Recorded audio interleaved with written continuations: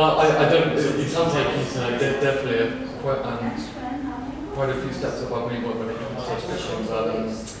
Yeah. Yeah, it's worth having a conversation. I know what it's like, but yeah, especially when it comes to the budget. But then his time isn't free. Yeah. So those it's a false economy. That's what it is. It can be like if you're how much he earns and they spend on him in a month. Yeah, because they're not implying a management system for devices, because they're kind of thinking, can you not create something? Oh yeah, I'll just press the button. Yeah. I just press this button wait specifically for that version. Yeah. And he's like, well, I can. It's like, you should not. Stop it. Oh, so bad. Well, that's the thing. What do you do, right?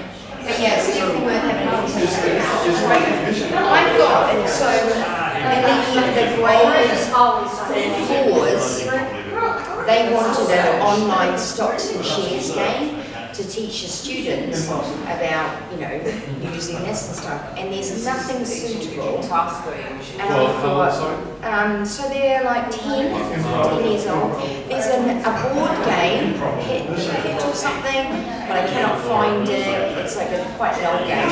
And I thought, if only I knew someone to develop that app, we could make a killing, we could all retire. Because the idea is that it's doable, right?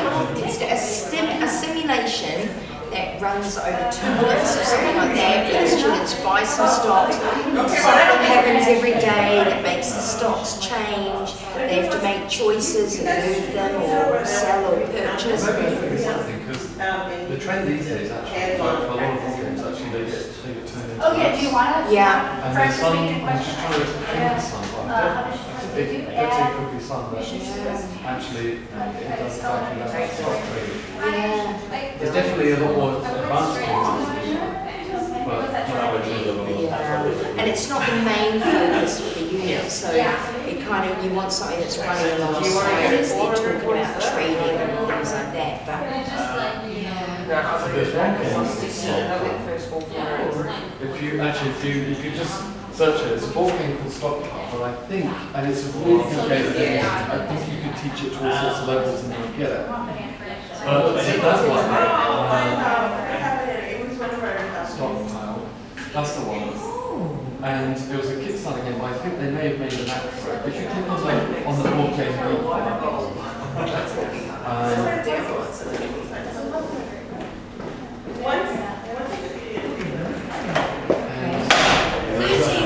it's still within their realm, right? Why do we use this economics when that's online? Yeah, that's what we're looking for. The stock market.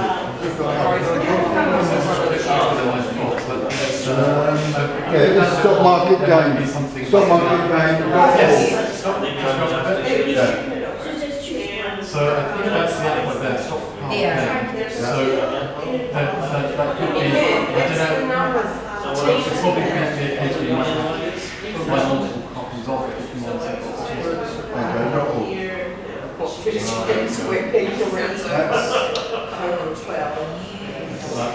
That's the one we've tried out a couple of times. Ages ago. What age group? Grade 10. That's fine. I haven't used it. Grade 4 to 12. Brilliant.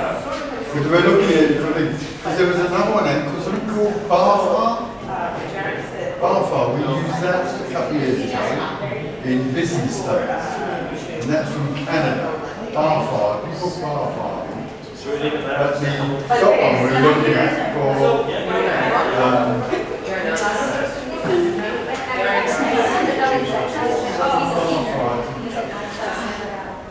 This one?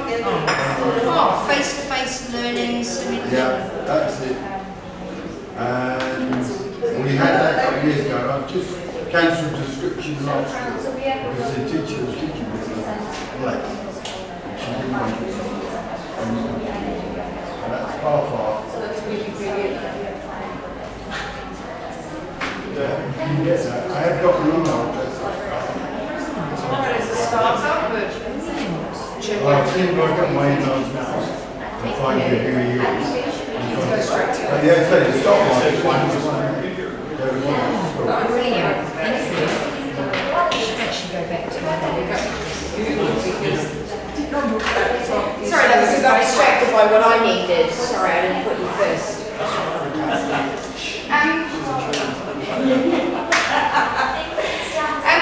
I did want to show you gamification for the teachers as well, because everybody loves a badge, including teachers. So, Flipgrid, we talked about Flipgrid. I absolutely love Flipgrid. But also as a teacher, you can become an ambassador, you get a badge for engaging. I have set up a Flipgrid board just so that you can help me get to my next 200. Everybody loves a badge. So you get certified, again, they're really supportive in terms of it. And it's just a platform where the students can video themselves and then they share it, and then other students can like, comment on it and record their own video. The brilliant thing about that one is that we have a lot of children who are so quiet in the classroom, but then they feel that they have a voice there and they're so much louder. I don't know the children very well in my school because I've just started, but some of the students have been amazed by some of them who've never spoken, then suddenly they're really chatty in front of the camera. So yeah, that's like voice thread? Sorry? Is it like voice thread?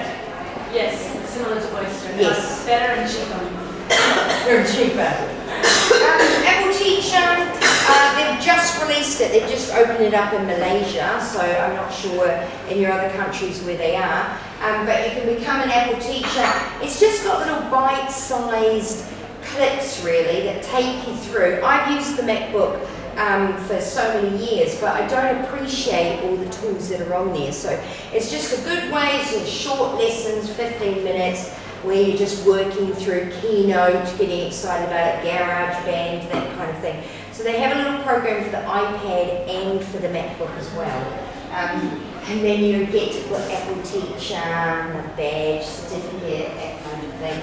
And then, yeah, I would be remiss to not mention G Suite for education.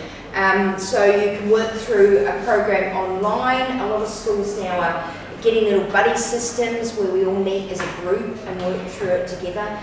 The thing about G Suite is it's not quite learning as you go, it's reinforcing what you've already got. So it's not really a beginner's kind of thing. It's like, I'm using the tools all the time, now I just want to put it into place. It gives you scenarios that you work through, but it also says things like, you want to find out who wants chicken for lunch. What do? Send an email, they reply, do a Google form, you do a spreadsheet, everyone puts it in. And all of those are right, but what's the most efficient way? What is the most efficient way? They explain the reasoning for why the right answer is the right answer? No, you don't have to, because it's multi-choice, but it throws you because you could do all of those and you get what you want. And when they give you the answer, they don't say, here's why this was better than these other No, but answers. there's training materials to prepare you for the test, and those are there. They don't even tell you what you got wrong, that's annoying. Yeah, let's tell you when you The pass. feedback's not so useful. No. And the most frustrating thing is when I started on my G Suite journey a few years ago, I scored 0 on the first Google Educator because it said submit, and I did, and it submitted the whole test rather than that question. And I had to email them and explain, and I'm sure they were like, oh god, this one's dumb, really dumb. So they let me do it again. But yeah, I'm sure they took it as feedback that they had made a design. yes, of course, yeah, because I think they've improved it. Yeah, I did it the second time as well. I don't normally do it. So yeah, you become educator, and then you kind of can go trainer innovator route, but you can actually veer off. And the innovator route is a great one if you've got that idea, that problem, and you want to help G Suite solve it. I'm in two minds about it. I went to the academy and it was fantastic, but it's really intense. But also as well, so you know the breakout EDU kits that you may have seen with the escape games, that came from a Google Innovator Academy. So they had the idea, they were mentored by Google, and now they're a multi-million dollar business. Okay, but a lot of these things like Add Classroom is a Chrome extension and things like that. Well, you'll be mentored by Google and then it'll just be absorbed by Google. So you're pretty much doing Google's work to get a t-shirt. Yes. And some that's pretty much Well, actually, and you feel good to say, yeah, I'm a Google innovator. That means I gave all my ideas to them. at my school, they're talking about making a requirement for recruitment. You have to have at least school level 1 educator. Yeah. They won't hire without. Yeah, it's like a big push, isn't it? But do you find that they're making a requirement, but most of management don't do that? No, in the office doesn't have it as, like, Yeah. everybody in a support position does it. It's pretty good. Yeah, because yeah, my new school that I'm going to actually asked the question, oh, we were really pleased that you've already got these certificates and things like that, and we really support Google, and I think it's great. And I actually, I don't know why I get the job, but I actually asked, oh, do you have your G Suite certificate? He's like, no, I don't. Oh, I look forward to training all of management and getting you guys through it. Because they don't appreciate, do they, you know? And he was like, oh, I look forward to that too. Yeah. Who's the